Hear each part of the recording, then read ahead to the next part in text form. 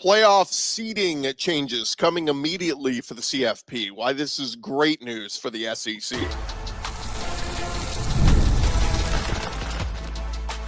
You are Locked On SEC, your daily podcast on the Southeastern Conference.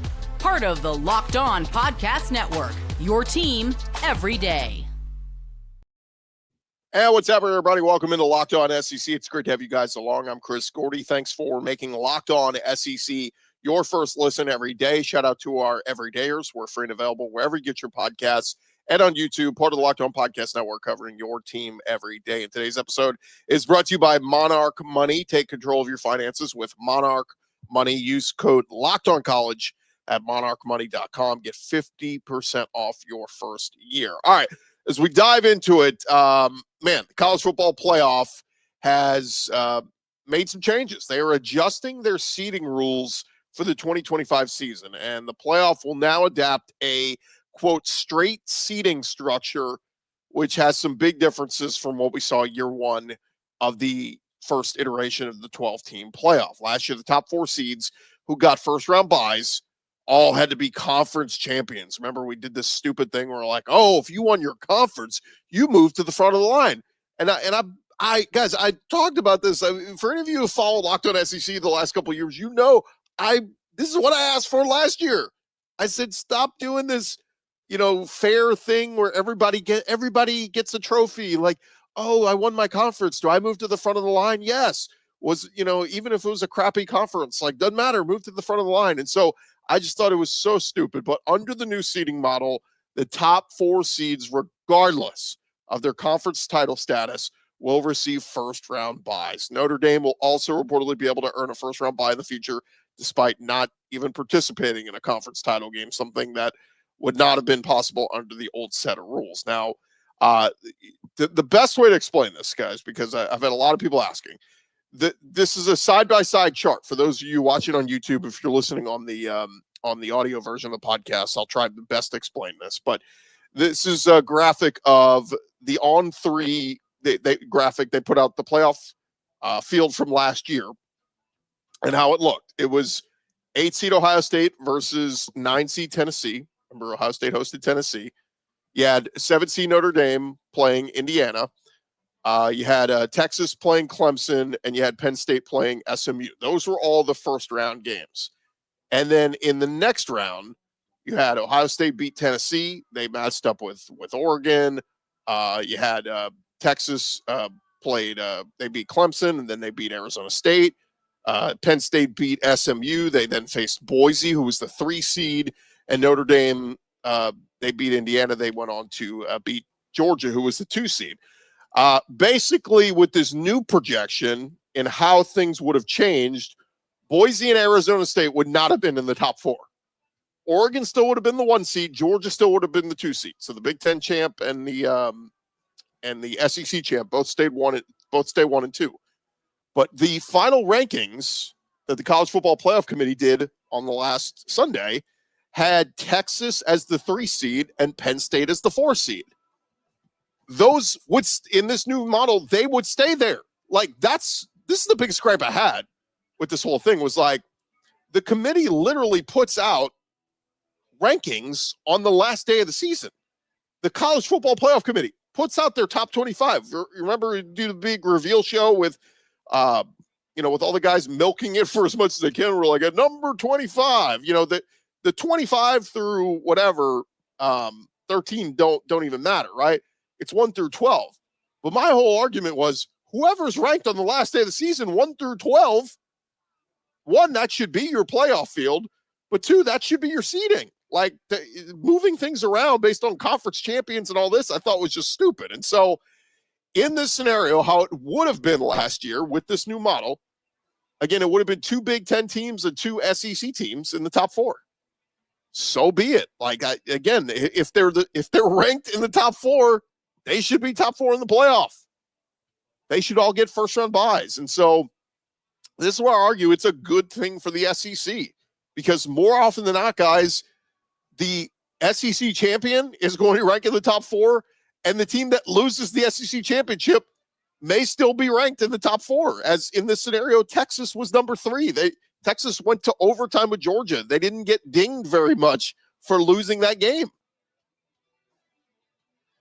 And thus, you look at the rest of the field and how this thing would have played out. 8 seed Indiana would have played host to Boise State, number 9. I think that would have been a fun game to see Ashton Genty go up against Indiana.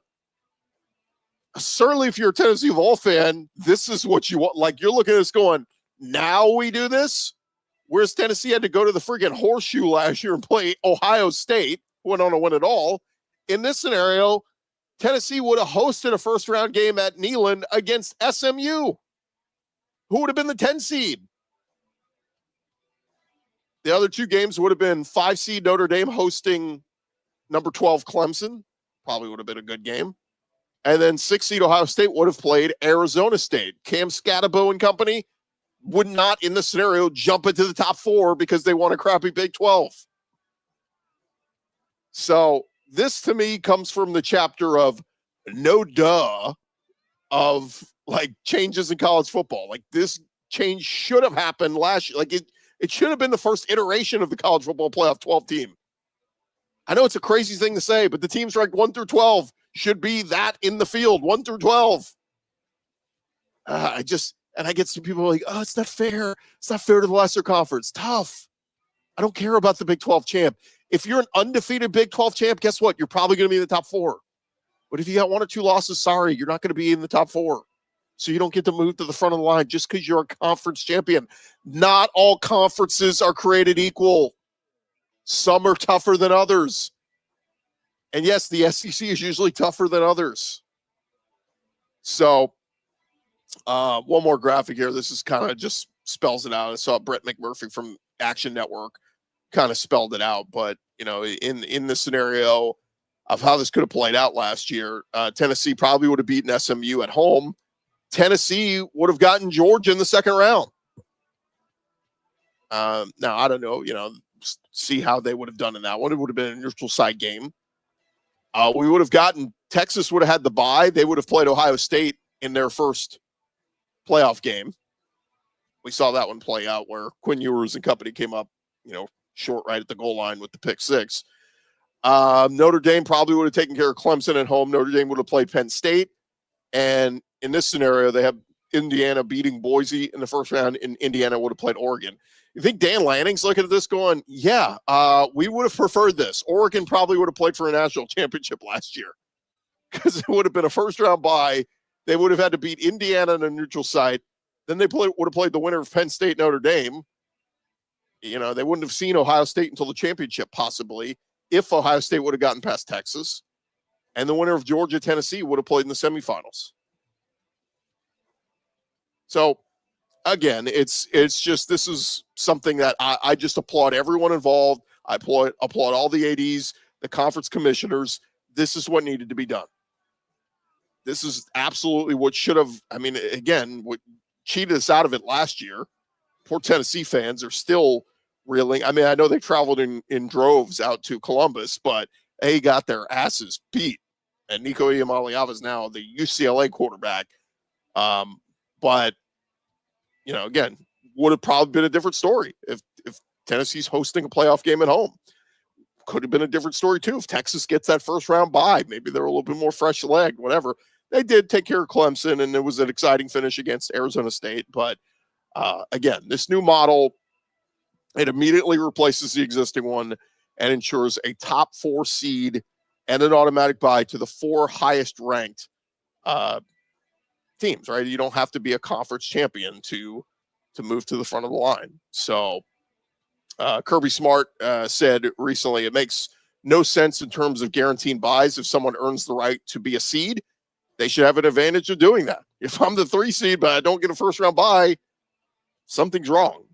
Kirby said it's not really a great advantage the way it was done last year. I think that's something they'll have to look at. Well, they looked at it, and the changes were coming. So, again, round of applause to everybody involved in the College Football Playoff Committee. Of course, all this is going to change next year because we're likely going to a 16-team playoff. And so, again, we'll take it for what it is. But, yeah, as Brett McMurphy reported yesterday, College Football Playoff changes to straight seeding. Top 4 seeds get first-round buys, regardless of if it won a conference title or not. Conference champs still get auto bids, but are seeded based on ranking. And like I said, this will be the final year of the 12-team playoff. We will move on to the 16-team or more playoff teams in the very near future. One other thing here, newsworthy-wise, wanted to bring up to you guys, weeks of headlines on the president and them having plans for a presidential commission on college sports. They've been put on hold. The latest development coming from Ross Dellinger of Yahoo, saying that a congressional source told Dellinger the White House made a decision to pause plans for the commission. He noted the pause could potentially allow for the legislative process to address college sports' current issues. Talk of the commission's formation began when Donald Trump met with Nick Saban, and they both talked about, hey, might want to put you as a co-chair of this thing and all this. Well, some other politicians are saying, well, why don't we just create some legislation on this instead of, having them have to form a committee to discuss all this stuff. So anyway, government, my take on it, I wish government would just stay out of college sports. Let if the NCAA had a spine and had a leader with a spine, that person could make important decisions for a sport and wouldn't have to rely on Washington to get involved. But it sounds like there will be something coming out soon within the next year. Obviously, the House settlement thing, has to get resolved first, and the whole revenue sharing is going to happen and all this, where the school can directly pay the players out of their TV revenue and the money that the school's making. But the other part of this is they want to crack down on NIL. They want to, cap. I don't know if it's going to be a cap on what kids can make or whatever it's going to be, but the proverbial wild, wild west that we're living in now, a lot of folks, including those in Washington, want to put an end to that. So we'll see what comes of that. All right. Thank you guys for making Locked On SEC your first listen every day. Coming up next, the SP Plus ratings that Bill Connolly does. Some interesting notes on some SEC teams. We'll hit on that coming up here in just a second. Hey guys, if you have ever checked your bank account and wondered, where did all my money go? You do things like dine out, you online shop, you spend money on entertainment, bought that concert ticket you probably shouldn't have bought.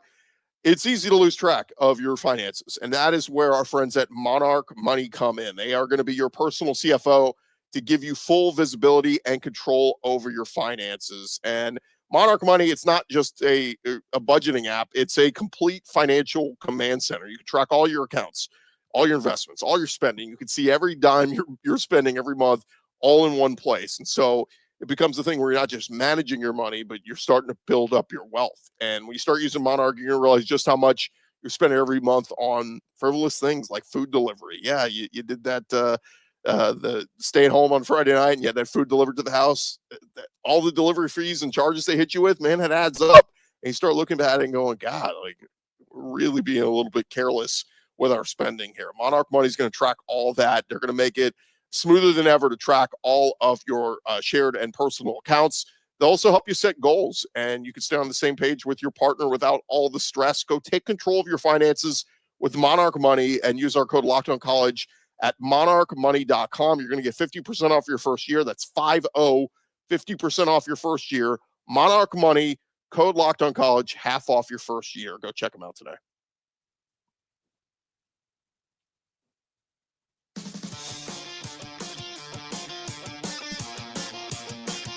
All right, roll along here. Locked On SEC, part of Locked On Podcast Network, covering your team every day. And Bill Connolly does his post-spring. I've always said S&P, but I guess that's wrong. I guess it's just SP Plus ratings, whatever it is. Nerd stuff is what it is. But the college football analyst for ESPN put out his latest batch of SP Plus numbers on Thursday. And Ohio State held the top spot, just like it did in his initial ratings back in February. But the top 7 from that February reveal, they remain unchanged. Alabama, Penn State, Georgia still round out the top 4. Texas moved up from number 7 to number 5. And Notre Dame and Oregon each slid down a spot. But the biggest move came from, in the top 10, came from Tennessee, which dropped from 8 to number 13. And here's what they look like. The loss of Nico Iamaleava, I get the advanced metrics are going to react to that. But Connolly's model views the Vols as 2.9 points per game worse in the loss of Nico Iamaleava. I got to feel a lot of the Vol fans out there are going to disagree with that. They're going to be like, the hell, we're a better team without Nico. Clemson, which was 11 back in February, they moved up to 8th. So Clemson is getting a lot of buzz, a lot of benefit of the doubt. Michigan also entered the top 10, replacing Ole Miss, which moved from 9th to 11th. Only one team moved into the top 25. That was Arizona State. The Sun Devils replaced Iowa in these rankings. But in total, 12 SEC teams coming in the SP Plus top 25. In reverse order, it's Auburn at 25, Mizzou at 21, South Carolina at 17, Oklahoma at 16, Texas A&M at 15, Florida at 14, Tennessee at 13, Ole Miss at 11, LSU at 9, and then in the top 5, we got Texas at 5, Georgia at 4, and Alabama at 2.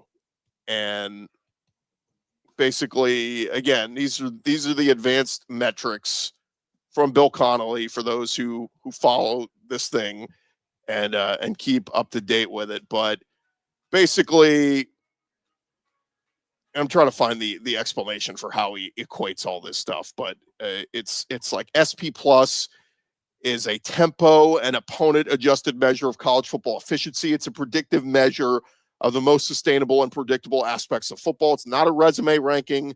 And along those lines, these projections are not intended to be a guess at what the AP Top 25 is going to look like at the end of the year. They're simply early offseason power rankings based on the information we have been able to gather.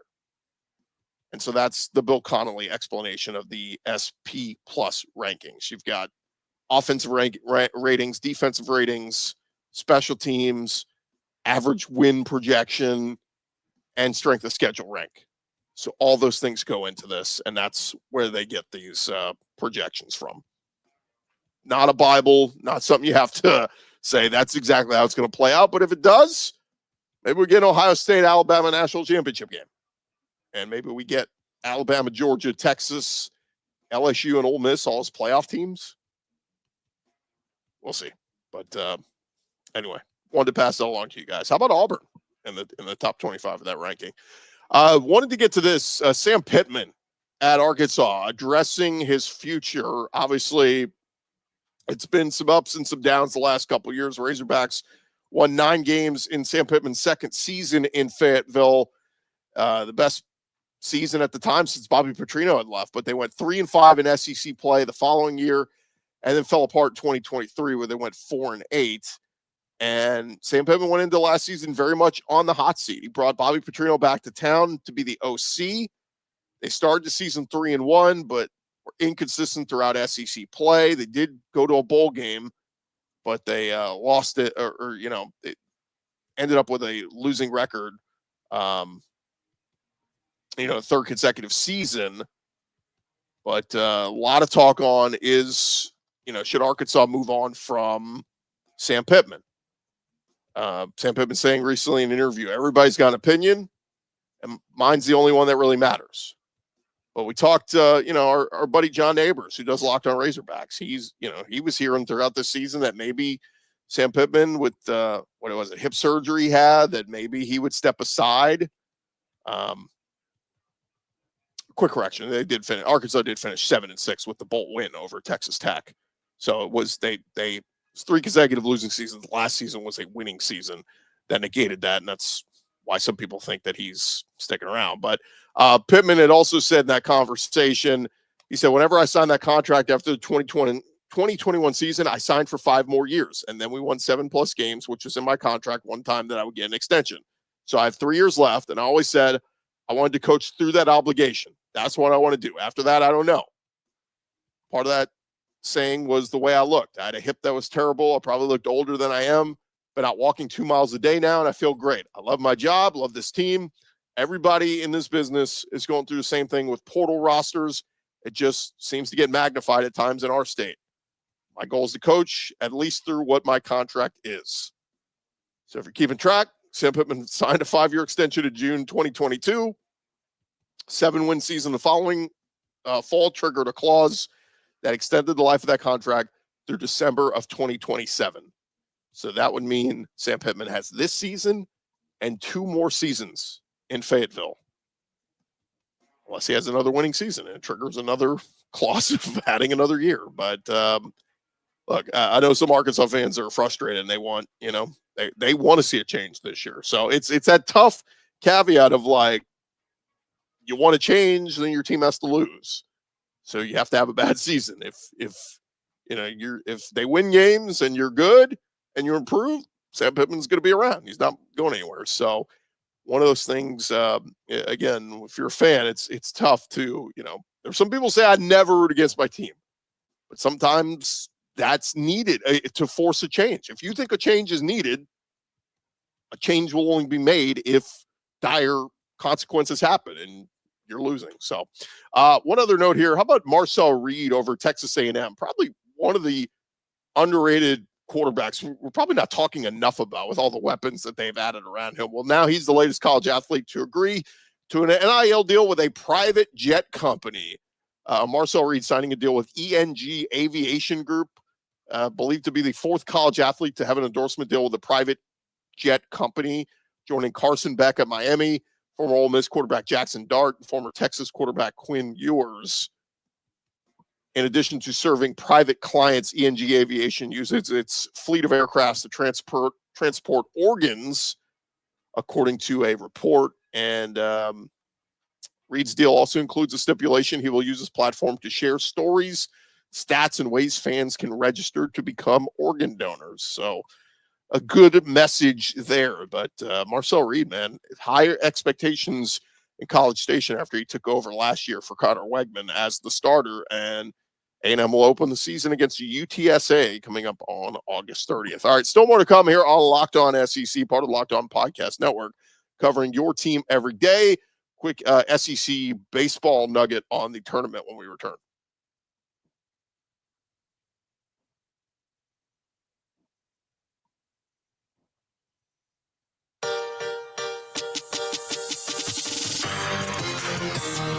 All right, roll along here, Locked On SEC, part of Locked On Podcast Network, covering your team every day. And we didn't lead with this because we had football stuff to talk about, but I've been having a blast watching the SEC tournament the last couple of days out there in Hoover. Some great baseball being played out there. Well, the games yesterday, Texas A&M, they held on to beat Auburn 3-2 in that early game on Thursday. And the Red Hot Aggies rolling through this Texas A&M or this SEC tournament. And I mean, I've had some people say they basically have to win it all if they want to punch their ticket to the postseason. The preseason #1 team that just fell apart throughout this season, but suffered some tough news yesterday. A&M announcing their star player Jace Lavalette suffering a significant hand injury in the win over Auburn. They will have to move on without him. Coach Michael Early announced that Lavalette suffered a broken left hand against the Tigers. He was hit by a pitch on the hand in the 5th inning on Thursday. And Early reportedly said there's a possibility he could be used as a pinch runner, but not going to be swinging a baseball bat anytime soon. So pretty crushing news there for the Aggies, but a nightmare season for them. Lavalette is the program's all-time leader in home runs. This season, he has a .430 on-base percentage. He's hit a team best 18 home runs. If A&M does advance to the college football or college baseball NCAA tournament, they said it's possible he could return to the lineup, but broken hand, man, that thing's going to have to heal. Okay, so recapping yesterday, A&M, they held on to beat Auburn 3-2 in that early game. Meanwhile, we had a barn burner of a game between Tennessee and Texas in the afternoon evening game. Went to extra innings, and Tennessee pulled it out 7-5 over the SEC regular season champs in Texas. So Tony Vitello's bunch, they are moving on. And in the nightcap, we had full disclosure, this game's still going on right now. Vanderbilt is leading Oklahoma, so we'll assume that the Commodores are going to hang on to beat the Sooners. But today we will get the final round before the semifinals. At 4 p.m., it'll be the Ole Miss Rebels versus the Arkansas Razorbacks. And the nightcap, it will be those Texas A&M Aggies against number 1 LSU. So number 1 ranked LSU, I should say, not seeded in this tournament. But the winner of both those games will face off Saturday afternoon at 4:30 in Hoover, Tennessee. They already punched their ticket to the early game on Saturday versus the winner of this game. So we'll just say, for argument's sake, that Vanderbilt wins. So we'll get Tennessee Vandy on Saturday. And then again, the winner of Ole Miss versus Arkansas versus the winner of A&M versus LSU. And then the SEC Tournament Championship will take place on Sunday at 3 p.m. Eastern on ESPN2. And just to give you guys the latest bracket projected feel from Baseball America, I think this was updated as of yesterday, but they had Texas in as the number 1 overall seed, Arkansas as the number 2 overall seed, LSU as the number 4 overall seed, Vanderbilt as the number 5 overall seed, Georgia as the 6th seed, and Auburn as the 7th seed. So that is 6 of the top 8 national seeds they have from the SEC. I mean, that's just absolutely crazy. We saw it in softball. We're probably going to see it in baseball, just absolutely dominated by highly ranked SEC teams. As for the rest of the field, they have Florida as a 2 seed, Alabama as a 2 seed, Tennessee as a 2 seed, Oklahoma as a 2 seed, and then they have Mississippi State as a 3 seed. This projection for Baseball America actually has Kentucky projected in as a 3 seed. I thought Kentucky being one and done in the SEC tournament after getting swept by Vandy, I thought Kentucky might be on the outside looking in, but Baseball America believes Kentucky will be in. And the one note here, it said Ole Miss, which was projected as a 2 seed back on May 21st, stepped into a hosting position while Alabama moved behind the hosting line and into a 2 seed. So as of, about a week or so ago, it looked like Ole Miss was going to be a 2 seed, not hosting, and Alabama was, and that's kind of flip-flop. Now they think Alabama's going on the road, is what they've done the last couple of weeks, and that Ole Miss will actually stay home as a regional host. Won't be hosting in the second round if they get to super regional. They'll go on the road, but as a regional host, they have them projected as the 14 seed. So again, it's been an interesting experience for those of you guys who've watched the SEC tournament. Over the years, I'm a big SEC baseball fan, and first year of single elimination. It's very weird. I saw Jay Johnson, the LSU coach, and a few others. I think Tim Corbin also said they were kind of against this, that they voted for. They wanted to keep the double elimination. Look, it's got to be hard for fans too, right? I mean, like a lot of fans love to make that trip to Hoover. Imagine you paid for that trip and you go and your team plays one game and they lose. That's it. I mean, you've wasted all that money on travel and hotel and everything. You got to pack up and go home. Some people do stay the whole time, and even if their team gets eliminated, they stay and check out the field. But I think it's been a success so far. I think the weather has kind of held up. We only had one issue, was that the first or the second night they had to push the late game to the next morning. But yeah, for years, man, the weather would plague this thing. We ended up with games going on till past midnight sometimes. So, but overall, I think it's been a success with the single game elimination. And first year, there was 16 teams in here, right? Like it used to be not all the teams made it to Hoover, but this year, not only do all the teams make it, all 16 teams in the expansion of the conference with Oklahoma and Texas in there. So been a lot of fun baseball watching, and we'll keep you up to date on what happens with that next week. And come on back and see us on Monday, or be recapping the field of the 64 field of the NCAA tournament as the road to Omaha begins. Thank you guys for making Locked On SEC your first listen every day. For your second listen, you can check out the Portal Show. Brian Smith has all the latest rumors and portal signings. Be the most informed fan on the rapid changes to the college football landscape. Find the Portal on YouTube or wherever you listen to your podcast. I'm Chris Gordy. This has been Locked On SEC. You guys have a great weekend out there. Stay safe, and we'll talk to you guys on Monday.